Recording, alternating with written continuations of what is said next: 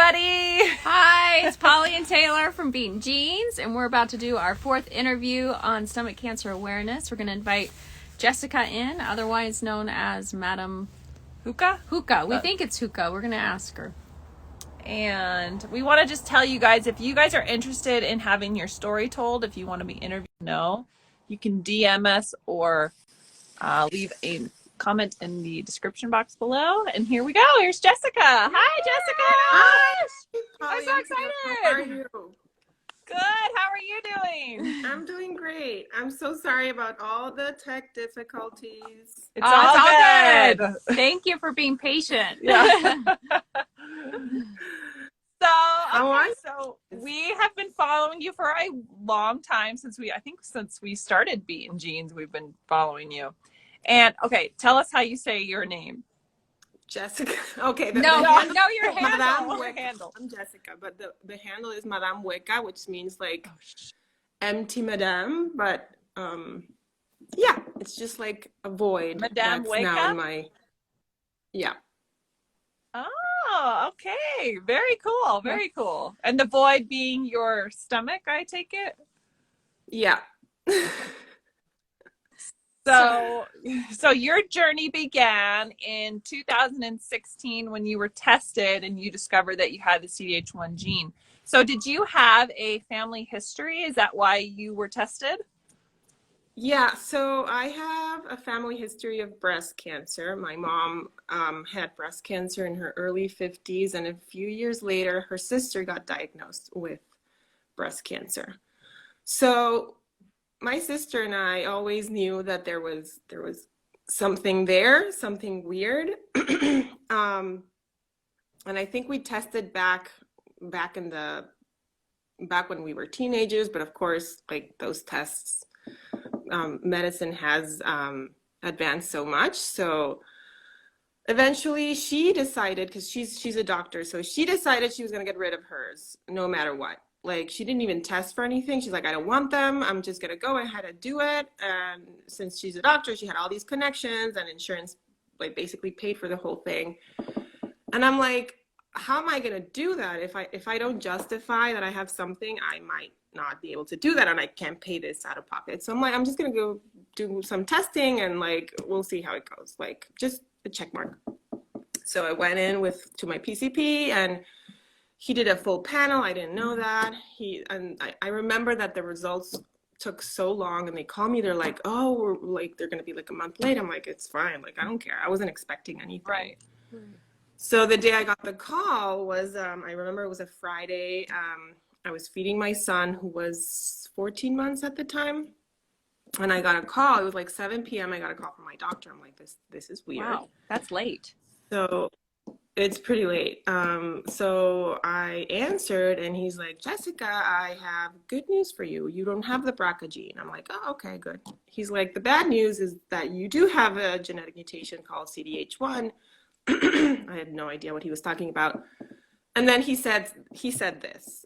He said, but don't worry, you can live without a stomach. Oh my God! You're like, what? Here I'm you're not talking about about breasts. stomach. Oh no! And I was like, it just sounded, I mean, it was horrible to hear him say that, but at the same time, I was so confused. I was like, stomach cancer, like, and then he went on to explain more or less what it was. He's like, don't go into Google. Of course, it's the first thing I did. Right.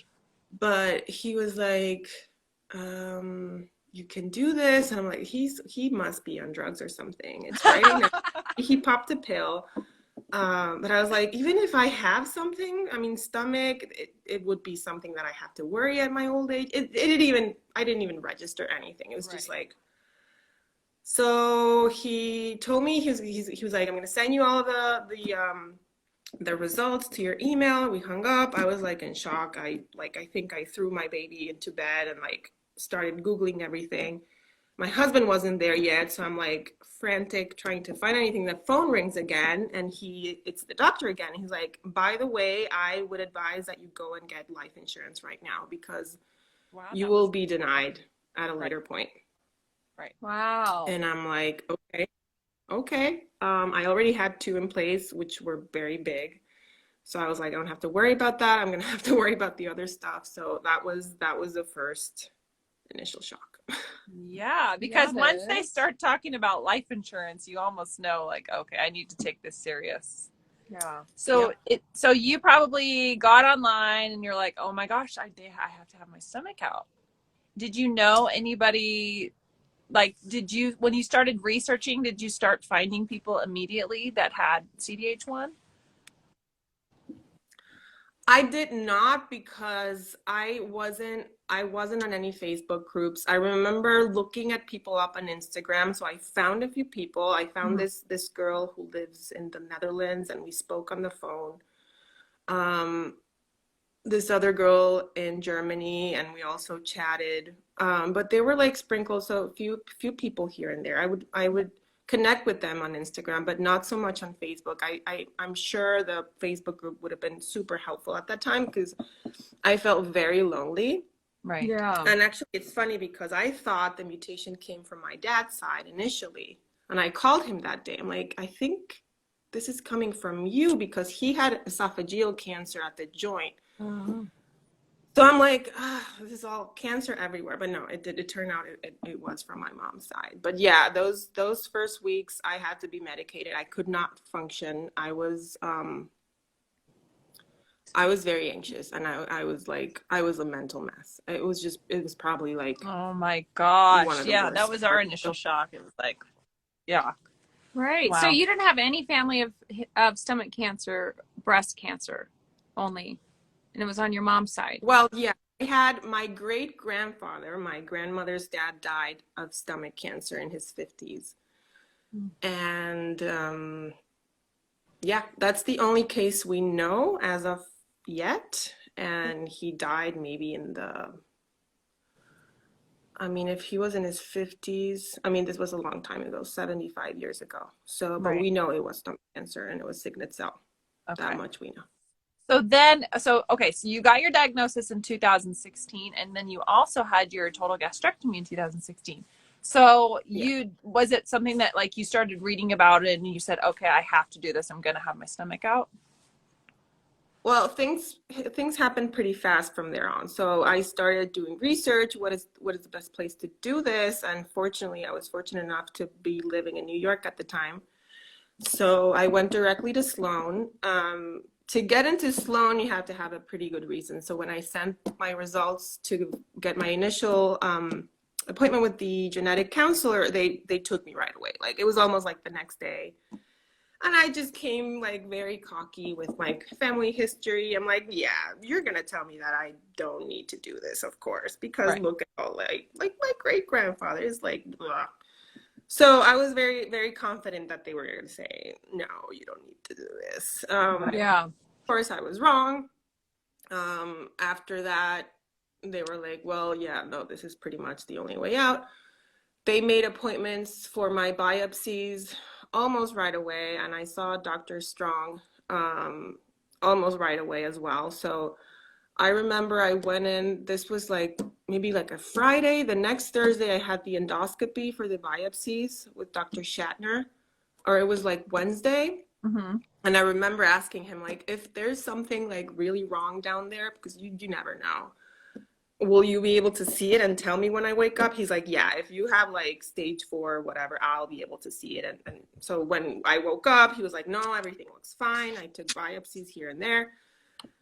On Friday, I get a call from Dr. Shatner. I remember I was in my office, and he's like, we found one signet cell in one of the biopsies. And I was like, I was in shock, but I was so relieved, because I would wake up thinking I need to do this. And then the next day I'm like, there's no way I'm doing this. And then the next day I'm like, I'm totally doing this. So when he said that, I was like, okay, Like yeah, you. the decision has been made for me. And I remember the first person I told wasn't anybody in my family. It was my dear friend Susan, who I worked with, whose father doesn't have a stomach because he had stomach cancer. So I remember telling him Wow. cancer, and like broke down. And yeah, it was a very special moment, because she knew, like, I think it was like a very bonding moment for me. Oh, Right. Well, and it made absolutely. you feel like you could do it if somebody had a positive story, huh? Yeah. Right. So when you had your surgery with Dr. Sloan, tell us, was it laparoscopic or open, or did you have complications with that surgery? I'm a little worried that the phone's going to overheat. I know. So do you mind if we like switch positions really quick? Sorry. We're outside. We have noisy kids inside. We're just trying to get in the shade a little bit. Okay. Okay. Let's get this sofa over. Okay. Sorry. It looks so toasty over there. It's snowing here. We have our jackets on, but we're sweating. So yeah. So tell us more about your surgery.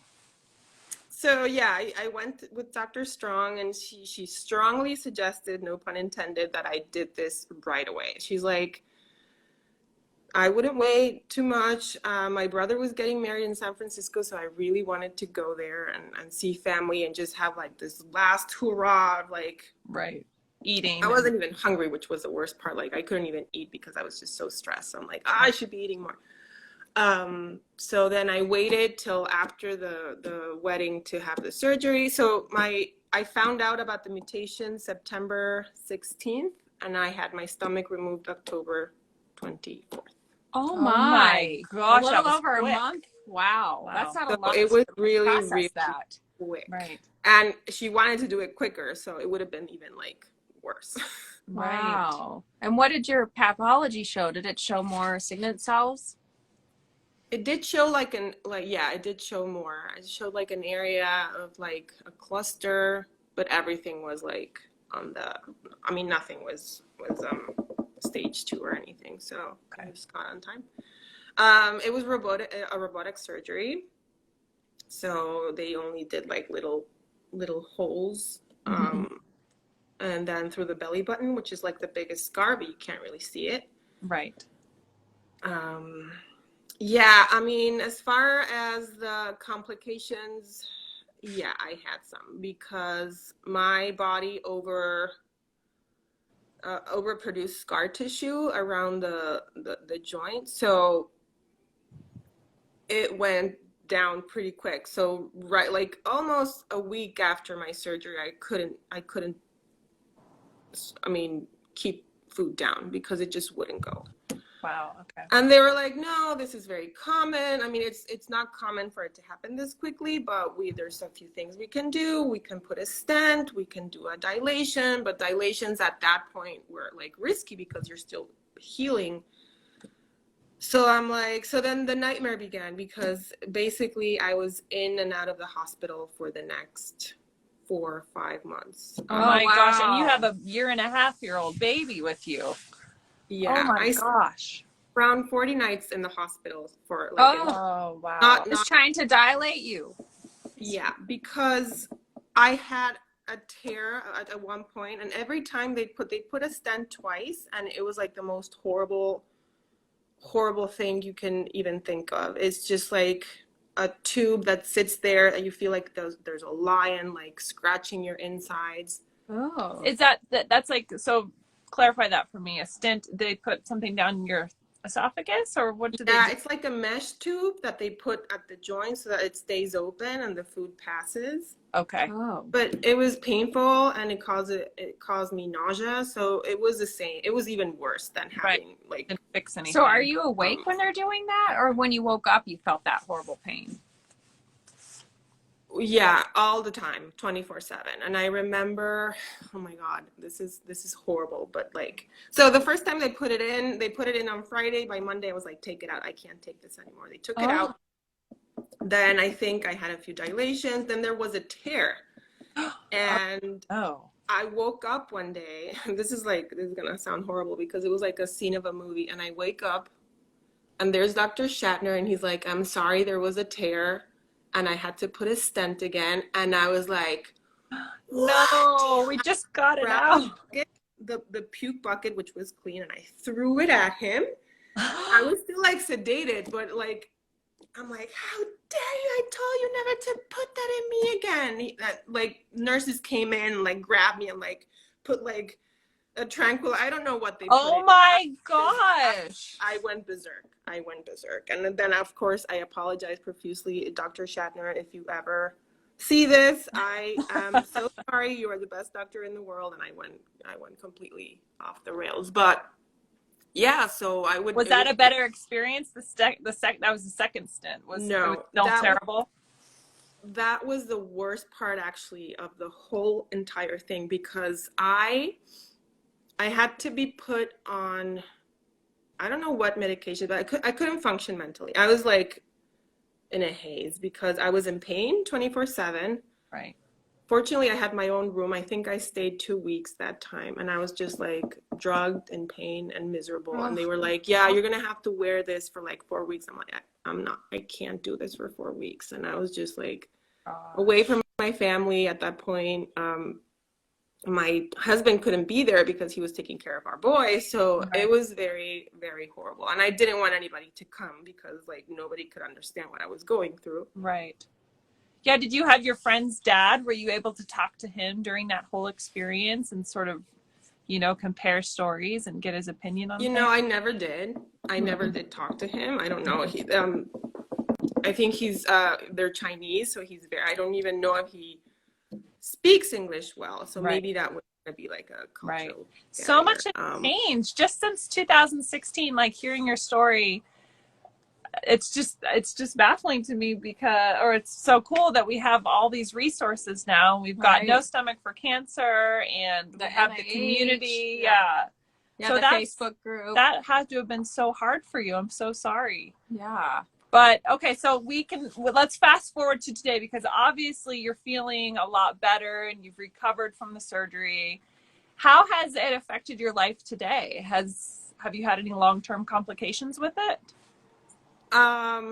Well, no. After that whole like 6 months, the dilations didn't work, and my surgeon, Dr. Strong, she was like, you know what, we're gonna have to do this again. I'm sorry, but we're gonna have to redo your surgery.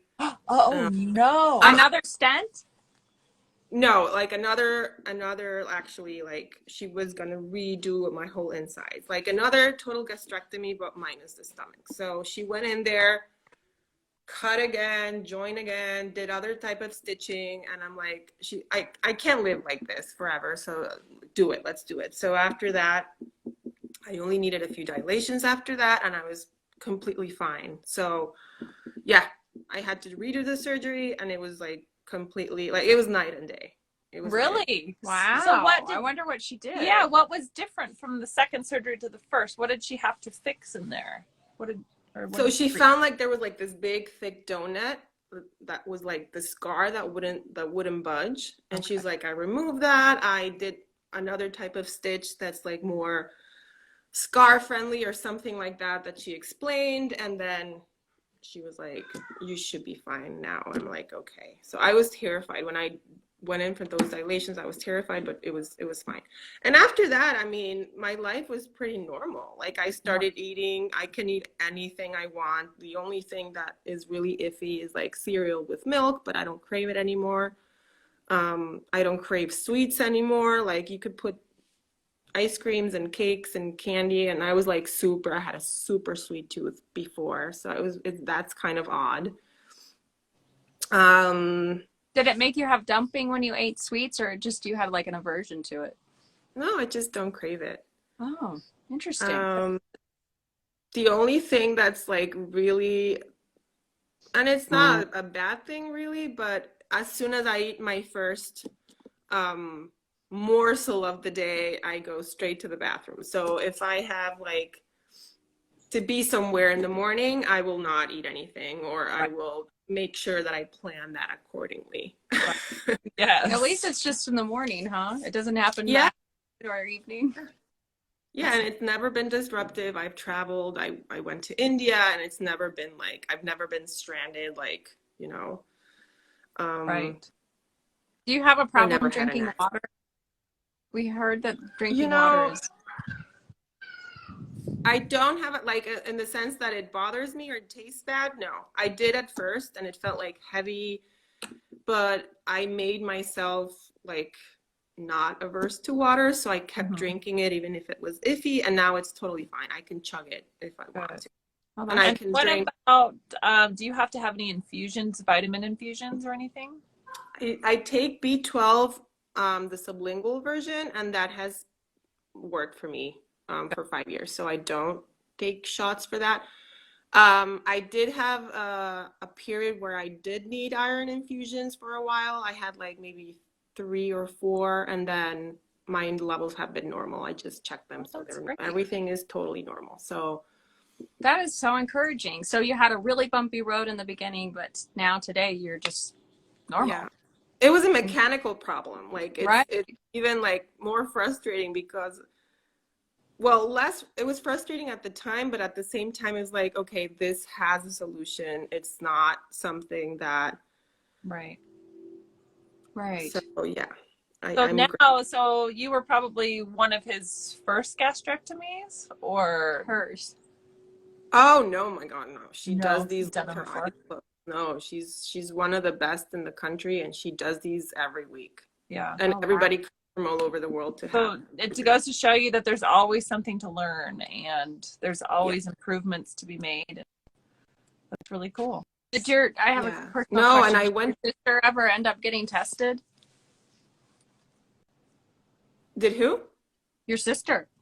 Because she had the surgery without knowing about a Oh yeah. mutation. So we're 4 siblings in the Oh. family, and they all tested negative. Wow. They all tested tested negative. negative? Oh, wow. Wow. Oh my gosh. That's You're so that's different from us because we have there's 3 of us, our brother too, and we all 3 have CDH1. Oh Yeah. my God. I know. We just never know. right. Wow. And then, so you have a son who's 5 now, He's 6.5. 6.5. And I mean, I'm sure it does. Do you think about that and him and getting him? I do think future? about that. I've been very open with him, so he knows exactly what is going on, what I had done. Even back then, he saw my feeding tube, and I would be like, "This is for this, and don't be scared." So my idea with him is to let him know that you can lead a normal life. Like Right. he'll see that I don't want desserts or that I can't eat as much as other people, but Right. like I want to show him that even if he has to go through this, that it's possible, and that I agree. That's how I feel about that's why I really want to do it, just to show my kids they can do it. Right.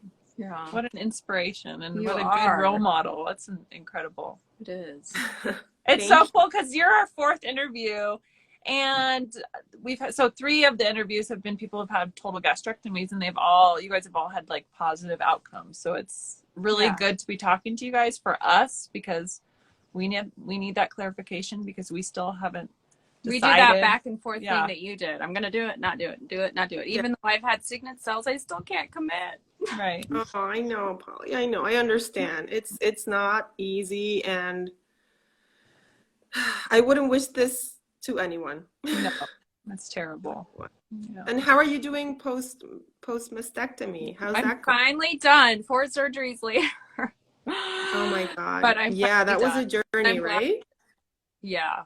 Yeah, and you too. You were such a huge support to me. Watching you go through it kind of encouraged me to do it. So I appreciate you sharing your story. Yeah.